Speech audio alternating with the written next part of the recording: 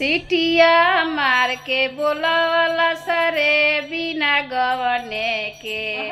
सिटिया मार के बोलवला सरे बिना गवने के। अब रहरी में चदरी बिछवला सरे बिना गवने के। अब रहरी में चदरी बिछवला सरे बिना गवने के। सासु पूछली एक बतिया हो बिना गवने के। सासु पूछली एक बतिया हो बिना गवने के। अब कहाँ